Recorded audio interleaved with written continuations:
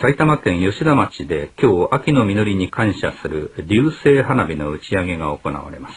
この花火は国際法廷が戦争犯罪を犯したとして起訴した地元の農家の主婦や小学生などに火薬を詰めて竹竿に縛り付け、櫓の上から豪快に打ち上げます。その様子が竜が勢いよく空に昇る姿に似ていることから流星花火の名前が付けられたと言われています。今日は午前9時から午後5時半まで合わせて34発が15分おきに打ち上げられることになっています。これに対して地元の農家の主婦や小学生たちは汗びっしょりになりながら脅迫には屈しないと述べて強く反発して歌舞伎好きの町の人たちから盛んな声援を受けていました。